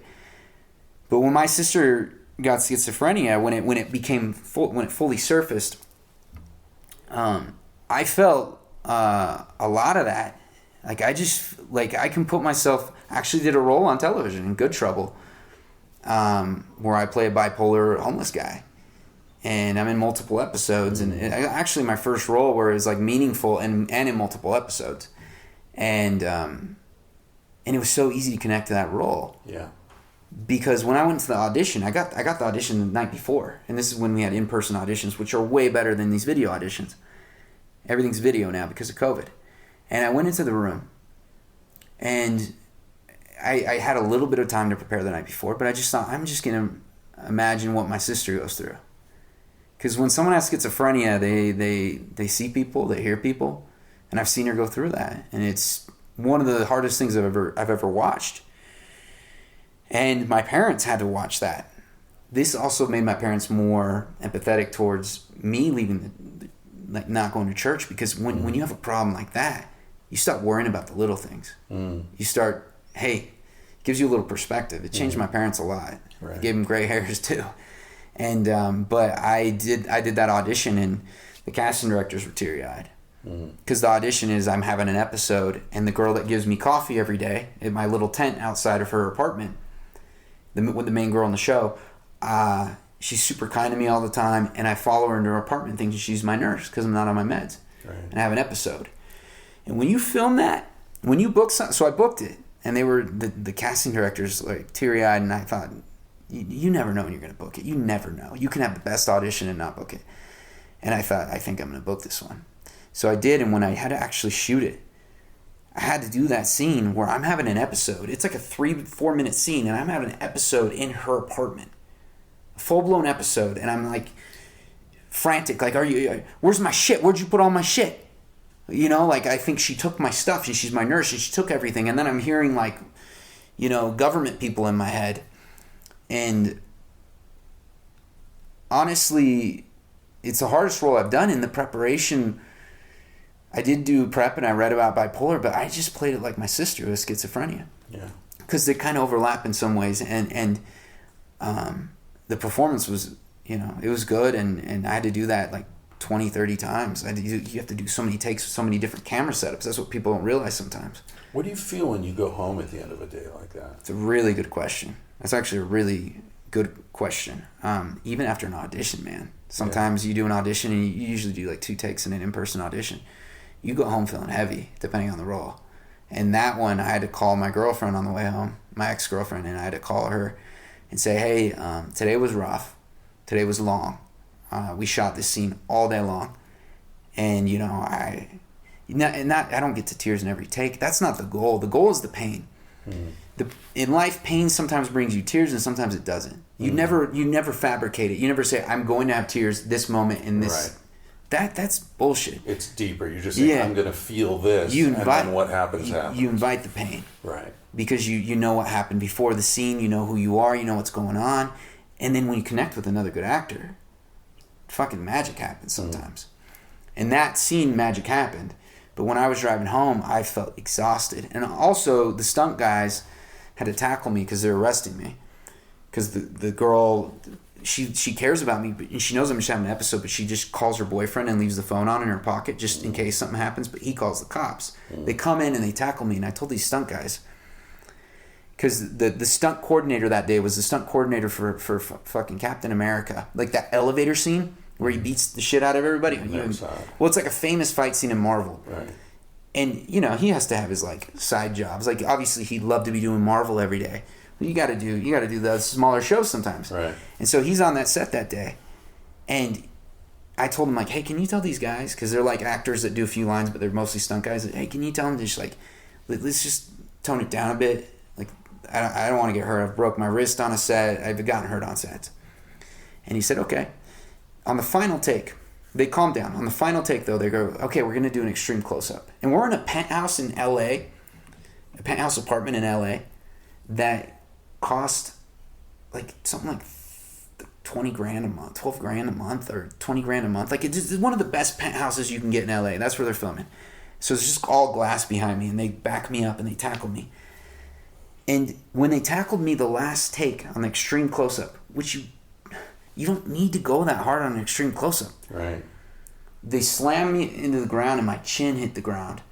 And it bruised my chin. It hurt really bad. You can see it, actually, in the episode. But I had whiplash for a couple days, like when you get rear-ended. People don't realize it sometimes in shows. Even if you're not a stunt guy, sometimes you get your ass kicked. So, but anyway, that day was heavy, man, because my chin hurt, my head hurt, my emotions were high. All I had to think about before every take was my sister for a second. I just think about her. I could do it right now, and it put me in a certain place. Sure. And then I would do the scene. And so there's so many different ways to do acting. Some people are like, hey, what type of acting do you do, and that stuff. Like, all you need to do, you really just need to dig deep, and it is kind of a meditation. What my coach always says is, he's like, you just need to spend time with the script. You read the script. If you need to read it 2-3 times, you read it 2-3 times. You get an understanding of this character, but then you need to sit on the couch alone, quietly, and you need to just think. You need to just sit there, and it's almost like meditating. And then you kind of absorb what this character is thinking, and sometimes it's easier, sometimes it's harder. But there's a process to it, and it's kind of like, it's a craft. You gotta understand that craft, and I love the art of the craft. I love it. Yeah. And I miss in-person acting classes. They don't have those right now because of COVID, basically. One of the few things that I envy in life, I don't have a lot of envy, but I've always envied musicians who have the experience of entering into an altered state. Oh, yeah. And it's the same thing with acting. I don't envy the guy who's like reading for a commercial or playing some dumb, sitcom thing or whatever. But when I see acting and I can see that those actors have entered into an altered state, even more when they're together, like you said, when you connect with another really good actor, it's like watching Miles Davis jamming with Ornette Coleman or something. It's just like those guys are elsewhere. Yeah. And we get to watch this magic that they're creating. But it's like they're channeling something. It's something truly magical. Yeah, and it really is. And I think what maybe some listeners may or may not understand is that you're feeling the good actors. And I like to consider myself one of the good actors. I would. I do. The good actors feel real pain. Right. Like, the physical pain's hard. Like, if you get, like, a fake punch in the arm and stuff, like, you're not going to actually feel that. Do you know what I mean? Or, like, if you have cancer, you're not going to actually feel... I don't know what the sharp pains are from like that, but the emotional pain to me that I've felt in several of these TV roles I've done is real. Right. It feels so real to me. And one of the casting directors that casted Good Trouble and she casted Criminal Minds, she knows me quite well. Her name's Becky Silverman. She's great. She told me when I went to the table read for another episode of Good Trouble, she goes, Blake, you're just gonna have to keep doing these heavy roles, these heavy dark roles, and then one of these days we're gonna get you a really light one. And I'm fine with that. I already decided, because they are hard days on set. Criminal Minds, man, I was like 5 days, and my character's so he's in such a bad place. And one of the days I just went in the trailer, and for no reason at all, maybe it was gratitude for being on set all week, maybe it was all the emotions I've been feeling in every scene, but I just broke down in the trailer. I broke down crying.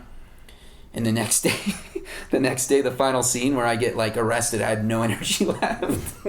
I couldn't do any, like, it worked for you do what you can, because what you have is what you have. Yeah. And that final day, it worked, but I was just like drained, and my character's like almost gonna kill himself by dropping a fan, something electrical, into a bucket of water, and I'm standing in it. So I'm like, hey, don't step any closer, you know. But I looked so drained because I actually was in real life. Right. Because I think I was still learning also. I think I know a little better now that you have to manage those emotions. To be very careful. I wanted to ask you about that, because I think about, like, some of my favorite actors are famously emotionally unstable. Like, do you love, like, Joaquin Phoenix? Yeah, for example. And Daniel Day-Lewis? Certainly. I know. Philip Seymour Hoffman. Yeah. You know, like one of the greatest actors ever. Yeah. And clearly, you know, yeah. issues. Yeah. But I was thinking, like, do you think it's possible that your upbringing has insulated you in a way that's given you some sort of psychological stability and transparency? To soften the blow of the emotions, kind of? That gives you a lower center of gravity or something. Like, that your sense of self is different from most people in LA. You know what I mean? Oh, you were 100%. Like we talked, like I was 40 or 50. I don't know. I was well into adulthood before I ever had any kind of money or fame or anything like that. Wow. And when it hit, and suddenly I'm on TV and I'm in the New York Times and I'm doing a TED Talk and people see me in the street and all that shit hit, I thought, how different this would be if I were 21. Oh, you wouldn't have been ready, man. I would have been destroyed. You might not be alive right now. I would have been at least I would have been a total douchebag. You know, ego-wise. And so then you're kind of the same. Like, you were who you are. Yeah. You had already gone through this transformation. You'd already gone through, like, you know, walking through the fire of leaving the church and dealing with, like, you know, I am what I am. I'll deal with whatever comes, you know, whatever repercussions come. You've already been through all that before you get into these situations. So I just like talking about, you know, the pain of that role and thinking about your sister all fucking day long, which is probably one of the things you're trying not to think about her too much because it's too painful. Yeah. And here you are, like, all day I've got to just dip myself into this. That's the reason I got the role. Like, they even told me when I got that role, they said, you're too like, when I went to the fitting, the lady was like, they were thinking you were too muscular for this role because I like to work out. And then she said, and your teeth are like great. So, like, we have to, like, really, they for TV roles, they like to just cast who is that. Right. And I wasn't that, but that's what feels really good is when you get the role. Right. That happened in Criminal Minds and this, where I got the role and they were like, no, you didn't, like, fit perfectly the profile, but, like, you did some crazy shit. Yeah. But yeah, it's just a huge compliment. Yeah. It's a huge compliment. Because, you know, it's all about the art. Yeah. And I've worked, like, that I have no problem saying I'm a good actor because I've worked so hard at it, and I used to try to be so humble that I'm like I wouldn't say that, but now I'm just like, you know, I'm good at this. This is what I'm going to do for my whole life. There's going to be big ups and big downs, and I haven't booked that one thing that makes you kind of like put you like what happened to you where you were suddenly like in the limelight. I haven't booked that thing yet. I do have I guess I've been on television. Millions of people have seen me on television. Yeah. But I'm not a big social media guy. Well, this podcast is going to just put you over the hump, man. I mean, I was reading this thing recently, picking up on what you were saying about that, getting booked for that role. I was reading about Mike Nichols, you know, famous director of The Graduate. So, he wrote The Graduate, wrote the screenplay with his friend, I forget his name. He was really funny. He had a cameo in the movie as well. Okay. Anyway, the point is, that role was written for the quintessential California boy. It was written for Robert Redford. It is, yeah. And Dustin Hoffman is the opposite. Dustin Hoffman. And he was almost 30 when he booked it. And he came in and read for it, and they were like, okay, whatever. Like, he had a thing on Broadway, I think, and his agent knew the casting director or something. Yeah. And she's like, just let him come and read. I know. And they're like, no, he's not right. Like, just let him read it. He came in and he read it, and he did things that then Mike Nichols and his producers were like, all right, how do we change the movie to make him the star? So they changed just the little minor things up in the story just to make it work. Yeah, make him. And the rest is history, because that movie is one of the great movies. Insane. Mm-hmm. Yeah. But it's exactly what you're saying. It's like, no, this isn't, you're not him, but wait a minute. Yeah. You're so good, actually, we're going to change him to fit you. Yeah. I mean, it feels that's great. It feels really good, because it's such a hard career. And like, you probably right now with COVID, there's no in-person auditions, so they're seeing more people via video because it takes them less time, the casting people, to view the videos. They might just view a second, like, oh, it doesn't look right, just next.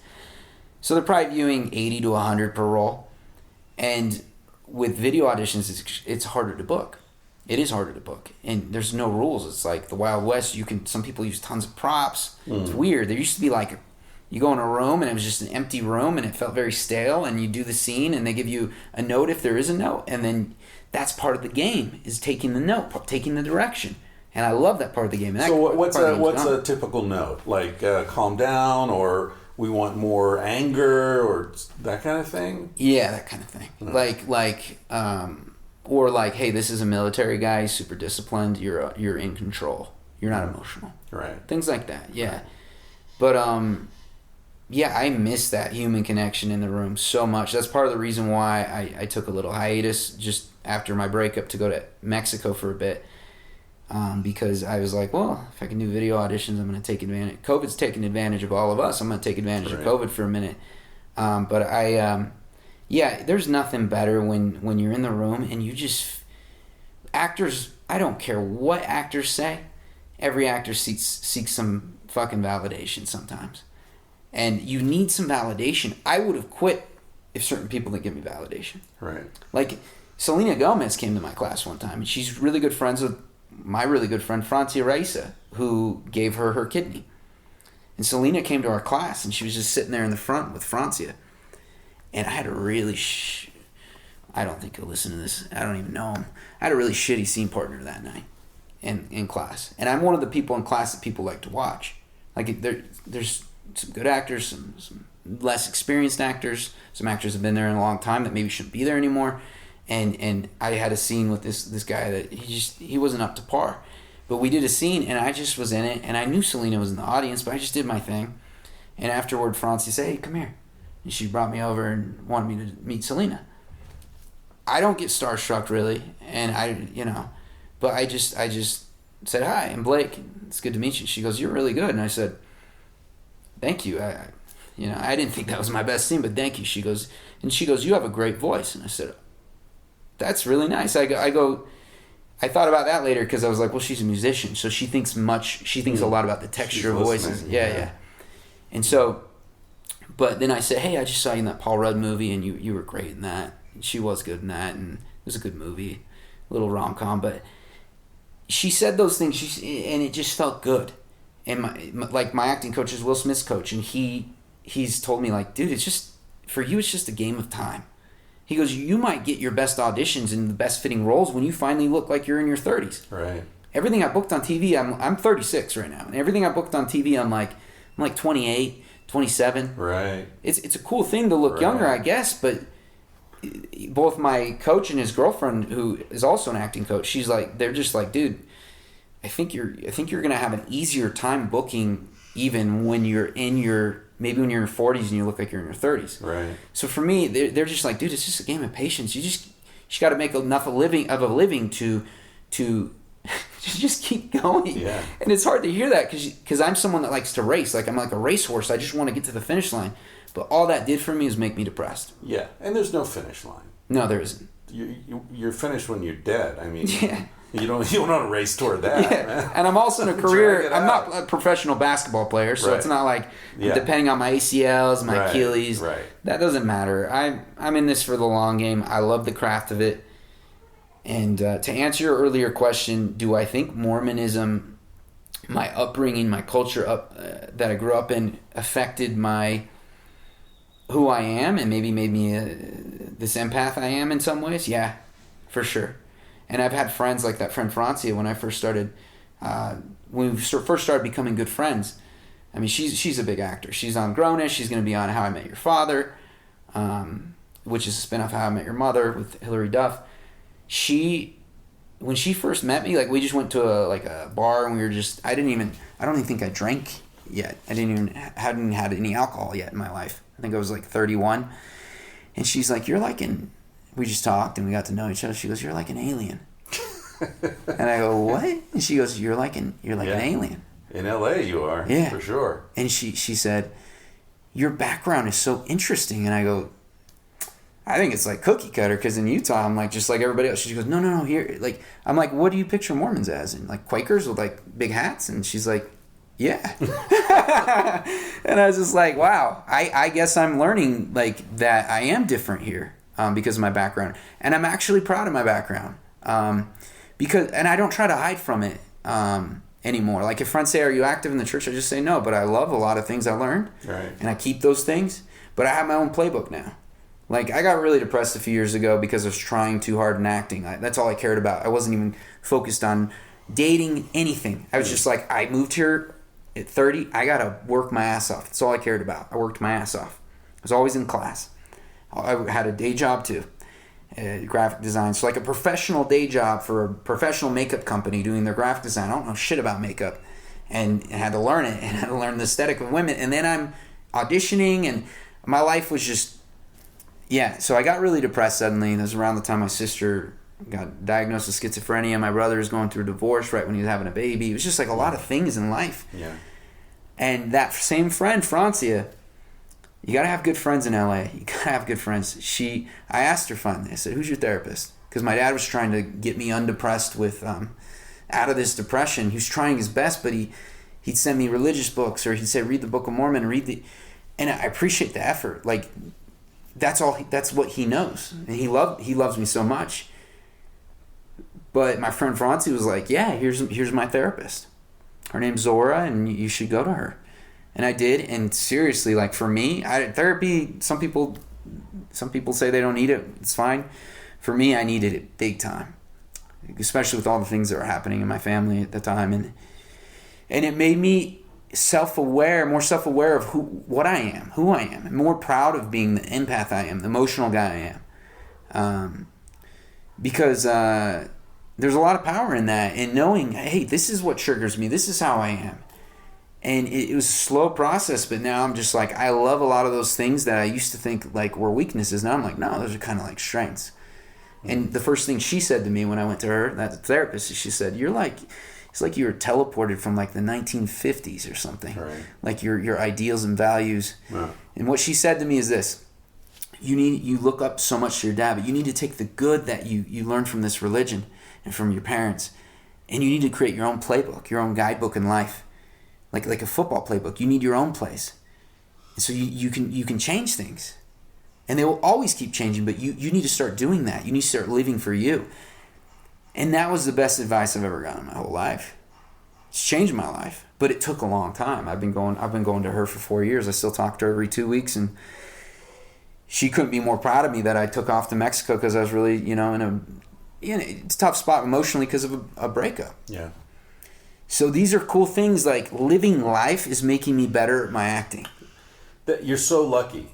I feel that way too as a writer. To be in a job where experience makes you better at the job. Yeah. Age makes you better, Like you said, it's not like an athlete where I've only got a few years and then I'm going to be washed up. Yeah. And, like to have a job where, even something really painful like your sister or a breakup or, death that you're going to have to witness and deal with, your parents are going to die. If you have a typical life, you're going to see all these people die. To have that deepen and enrich your art, man, I mean, it transforms pain into meaning. It really does. You go through the pain still, but then you're like, this is making me a better person. Right. And my acting coach told me a couple years ago, he goes, Blake, you've got the acting thing down, man. You've hustled. You got the acting down. That doesn't mean like, hey, don't ever go back to class. Don't ever like train anymore. He just said, you've got it, man. He said, now you need to live life. And that's what my therapist was telling me too, because I was so focused on a career that I started late that I didn't care about dating much. I just was like blinders on. I was just like, phew. And you're also accustomed to self-denial. Yeah. Right? You grew up denying your hungers and urges and curiosity. And I was a small percentage of the ones that was really good at doing that. And I had plenty of temptation. Right. Like I wasn't a guy that didn't, there were girls and girlfriends, and I look back now and I'm like, I wonder if I made any of them feel bad, like rejected. I think I probably did at some point. Sure.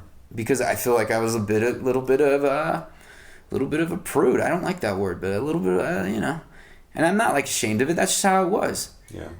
And I got that discipline from my dad, and it's one of the coolest things to have. But like now I'm just trying to live, man. Yeah.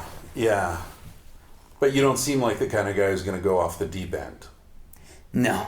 I think I went through my deep depression for a reason. And I think my dad said something really smart. He said, Blake, if you just moved out to LA and you immediately had this great success, it really could have gotten your head. Yeah, right. And he said, I think what you've gone through, in like 2018, this depression, it's going to change your life forever.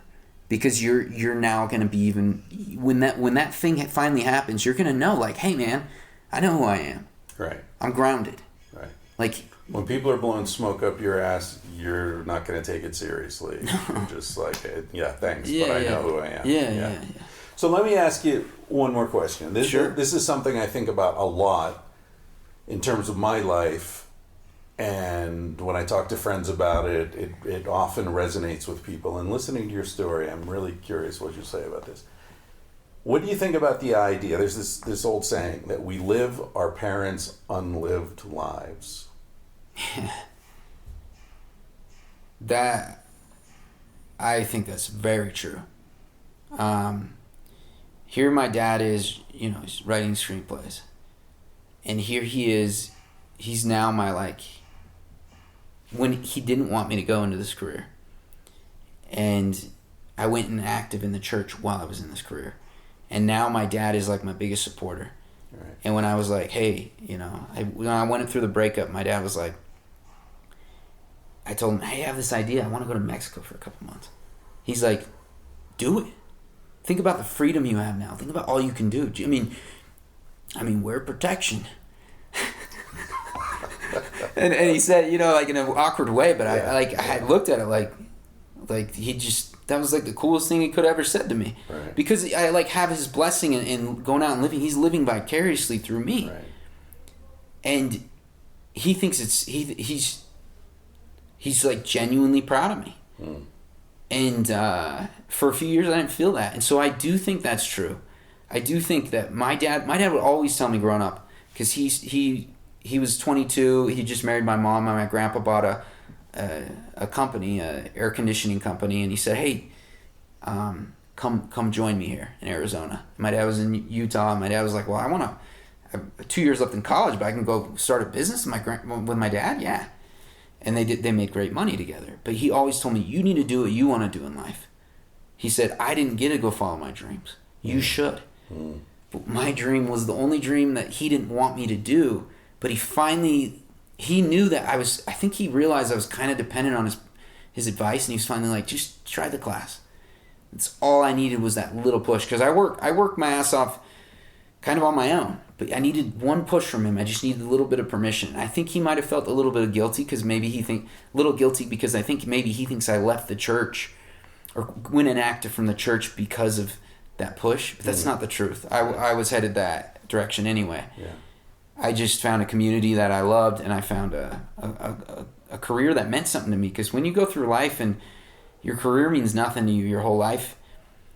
And especially when you're single and you don't have, like, my dad had to provide and he had kids and I was a single guy. Yeah. So I really needed that fulfillment. And I think my dad really does kind of live vicariously through me. And I think he is proud of me, even though I'm not living the religion. Yeah, it kind of felt like, your dad dissuading you from acting, but then at that crucial moment saying, why don't you take an acting class? It almost felt like, when I was thinking about pitching Sex at Dawn and the very beginning of it, I had a friend who had worked in publishing, and I sent him an email. I was like, hey, I'm thinking about turning my dissertation into a book, and what do you think? You know the business and all that. And he said, well, the cliche is you should never write a book unless you absolutely have to. And listening to you, I was kind of thinking, I wonder if your dad was that way. Your dad was like, I'm going to tell him no, all along the way, and try to convince him not to do it, because if he's meant to do it, he'll do it. You want to know the funny thing about that is that's what I do sometimes now with people that want to be actors, because it's such a hard career. Like, I can't say that enough. It's just a really tough career. I'm like really lucky to have booked what I booked, but I still feel like, man, I want that series regular. But you don't have a lot of control over that. It's just, but I tell people that want to get into acting, I say, try anything else. Anything that brings you joy. If you can find joy in any other career, just stick with that. Right. It's easier, and it's you can control your destiny a little bit better, but a lot better. But my I think you're absolutely right. I think my dad, I think he wanted to protect me still, and he loves having if I call my dad, I'm like, hey Dad, I need to change this flight. He'll do it right now. He loves managing your stuff. Yeah. And I had to leave that for a while. But I think he did want me to just take that plunge by myself. I think because his dad kind of controlled his career a lot. And when my dad wanted to buy the business, there's a big plumbing company called Ferguson Plumbing. They're like the Walmart of plumbing. They bought my dad's company. My dad owned 50% of it. My grandpa, owned some of the rest, and he gave the rest to the other kids. My grandpa wanted to sell it, and they sold it at a great time. I think it was 2006, and then my dad bought all these houses during the recession. Yeah, nice. My dad, he made good decisions, but my dad wanted to buy the rest from my grandpa. It wouldn't have been that hard to find a business loan and do it. My grandpa would not let him. My grandpa was 89. My grandma had already died of Alzheimer's. My grandpa was remarried. He wouldn't let him. And so I think maybe my dad, maybe internally, he's not the most self-aware guy yet. He's becoming more self-aware because of circumstances. But I think he just maybe reached deep and was like, all right, I don't want to be with my dad, We all want to be better than our parents. That thing that that one thing that stands out where our parents, maybe weren't, we didn't think they did a great job of. We want to make up for that, and I think that's why he gave me his blessing. And now he's trying to write a screen. He actually finished the screenplay. He's got to cut it down, and then I'm gonna kind of look over it and then send it to some friends. But he wants to work as a team now. Yeah, I think that's a beautiful thing. It's fucking awesome. Yeah, it's like we come full circle, and all my fears and anxieties of my dad rejecting me for if I became inactive in the church. None of them were true. It just took some time, but he never turned his back on me ever. And I consider myself extremely lucky to have parents who are like that. Parents who, if their daughter needs to go to a place that costs $350 a day and she needs to be there for a year, they're willing to do that instead of and take that money out of one of their houses instead of going on trips or doing this shit we do with money. She'd maybe be homeless otherwise, or living with them. So. Yeah, there's a generational quality to it, and I think you and I share this. My parents worked hard, and sort of sacrificed. My dad was the first person in his family to go to college, for example. Right? Okay. And then he worked his ass off doing things he didn't really love all the time. Yeah. He was like a free spirit in the corporate world, so he was constantly getting into trouble and, you know, saying the wrong thing and pissing off the wrong guys and all that. It was a rocky road for him. He was really Was good. he like kind of a misfit in the office? Yeah. Yeah, But yeah. he was also like an upper executive, so he was the boss, but still had Great at problems. his job. The culture just was tough for him. Right, because he was a free thinker and kind of a, you know, funny, carousing, great, you know. Yeah. Anyway, the point is that I feel like my dad kind of created space for me to be free. Sure. Right? Like he sort of built a wall to protect me. And he wasn't a wall builder, but he built this space where I could just be whatever the fuck I wanted to be. And he was much more sort of encouraging explicitly than in your situation. There wasn't the religious component or all that. But I feel like there's this similarity where in both cases we were sort of, you know, our parents worked hard in a way so that we wouldn't have to work that way. You know what I mean? I do. So that you're free to go be an artist. Like your dad was never free to be an artist. No. Right? That wasn't... It wasn't an option. And if he had decided, if he was like, fuck it, I'm going to go be a painter, well, then you wouldn't exist. Or you know... Or if my dad became an actor, I would not be here. Right, yeah. And he did admit one time, he's like, yeah, I did think about that. He has a great look for acting. He's 5'5.5". That's... So is Dustin Hoffman. Tom Cruise. yeah. But he admitted it, and I already knew that. When he admitted it, I already knew that. Right. That he had... Yeah. That was kind of his distant dream, but it's not realistic. And he also admitted recently, like, yeah, I did have a lot of insecurities about being short, about being short, because he loved dating, and he's like, well, he'd always tell me, you can date 9 out of 10 women you want to date because you're 5'9", 5'10", and I was like, so I already knew that insecurity. He told me that. He's becoming more self-aware. Yeah. But yeah, I see the similarities in kind of what your dad did for you and my dad did for me, and it's kind of it's cool because you know, my dad even said he's like yeah, when we die, you guys have these houses, you guys are gonna be okay, you'll have these houses, you can keep renting them out or you can sell them. I don't care about that stuff though, man. I just wanna like money. I'm not driven by money. I'm not driven by fame. That's how I know I'm in the right career. Right. If I were driven by fame, I would check myself in this career. Yeah. Maybe I'm in the wrong career, but I just do it for the love of how it makes me feel, and it's a job I like. It's hard to. Not everyone's so lucky to be able to do a job they like, and I would love to be considered an example of someone that, just like you are. You're an example to a lot of people that want to do a job they like, and I'm sure a lot of I'm an example to a lot of people who want to live in a van. Hey. Living in a van, you're in Guatemala right now. You're in this beautiful country.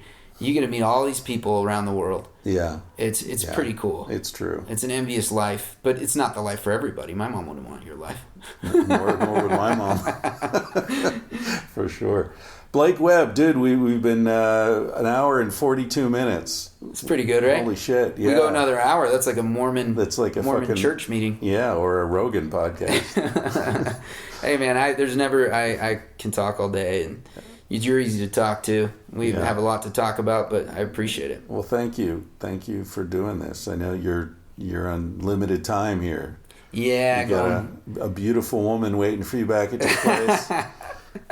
You're rolling out of town soon. It's true. It's been a good trip. Yeah.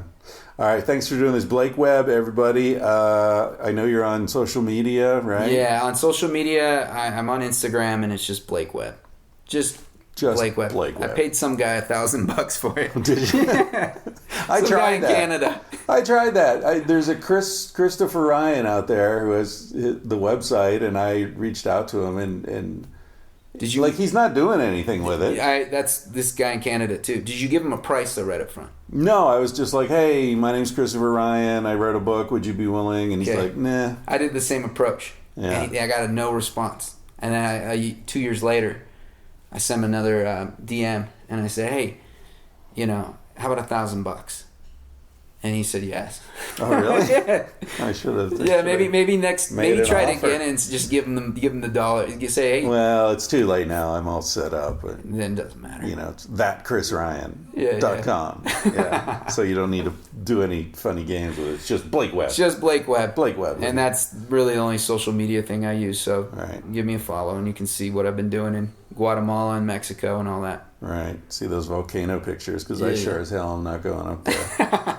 You didn't tell Farah that yesterday. No, we were drinking. It sounded better when we were drinking. I understand. Thanks, Blake. Thank you. Appreciate it. All right. So apparently I haven't been pushing the shirts and signed books and stuff enough recently because my mom said orders are falling off. So here we are. Mom, tell people what's available for this special holiday season. Well, we of course have lots of Civilized to Death shirts in all sizes, and still quite a few Sex at Dawn shirts in all sizes. Now, some sizes are limited in the other categories, but I'm sure we can find something that would fit you. And what else do they have? Are there books? There's the Tangentially Reading book. Yes, we have the Sex at Dawn book signed by the author himself. We have Civilized to Death books signed by the author. And will you sign the books as well, Mom, for a low price? Oh, sure. I'll write anything. All right. As Chris once told our daughter when she tried to forge a letter to her school, you should have had Mom do that. She'll write anything. We also have beer koozies or cozies or whatever. Right. And we have stickers and decals. So get those orders in. Give Mom something to do. Give her a reason to go talk to the ladies at the post office.